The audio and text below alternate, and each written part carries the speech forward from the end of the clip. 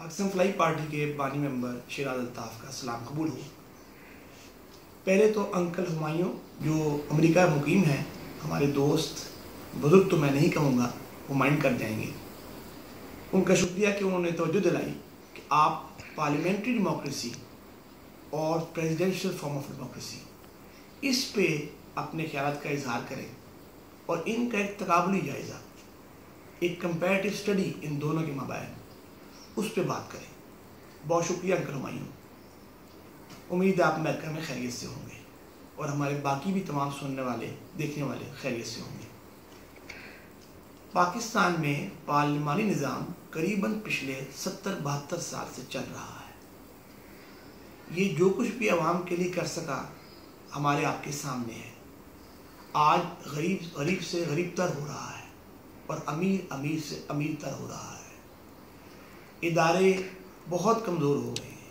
آپ کا FBI، آپ کی SCCP، آپ کا نیب، آپ کی پولیس، آپ کا عدالتی نظام، آپ کا الیکشن سسٹم، کوئی بھی معاملہ ہو، عوام تک انصاف، عوام تک روزگار کے مواقع، عوام تک تعلیم و صحت کی بنیادی سہولیات نہیں پہنچ پائیں۔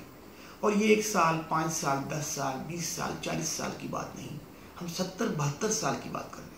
چائنا ہمارے بعد آزاد ہوا، دیکھیے وہ کہاں پہنچ چکا ہے۔ آپ سنگاپور کو دیکھ لیں، انڈیا ہمارے ساتھ آزاد ہوا تھا، آپ ان کو دیکھ لیں، ہم سے 5-6 گنا بڑی آبادی ہے۔ انہوں نے 50 کی دہائی میں ہی لینڈ ریفارمز کر دیے اور ہم آج کہاں کھڑے ہیں؟ ہم دن بدن پستی کی طرف جا رہے ہیں۔ قائد اعظم کے وہ تحریریں اور بیانات سامنے نہیں آتے جس میں انہوں نے پریزیڈنشل فارم آف ڈیموکریسی کو پریفر کیا پارلیمنٹری فارم آف ڈیموکریسی پر۔ انہوں نے خود بھی بطور governor general presidential form of democracy پہ کام کیا۔ وہ پارلیمنٹری فارم آف ڈیموکریسی کو پروموٹ نہیں کرتے تھے، اس کو ہمارے لیے ٹھیک نہیں سمجھتے تھے، اس کو انگریزوں کا بنایا ہوا ایک چنگل اور جال سمجھتے تھے کہ اس میں وہی 200-400 خاندان جن کے بچے باہر پڑھتے ہیں، جو ہمارے ملک کی رولنگ ایلیٹ ہے، وہی آگے آ پائے گی اور وہ عوام کا استحصال کرے گی اپنے مفاد کے لیے۔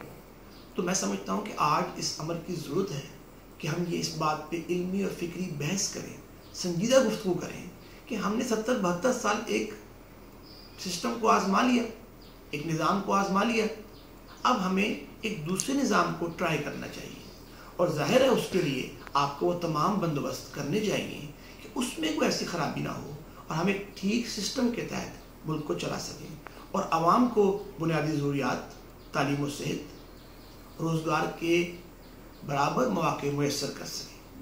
پاکستان فلائی پارٹی اپنا پیغام ایک خوشحال پاکستان سب کے لیے، نہ کہ چند کے لیے، اس پر کام کر رہی ہے اور دنیا بھر میں اور پاکستان میں اس کو پھیلا رہی ہے۔ اللہ تعالی ہمارا حامی ناصر ہو۔ پاکستان فلائی پارٹی، پائندہ باد پاکستان زندہ باد۔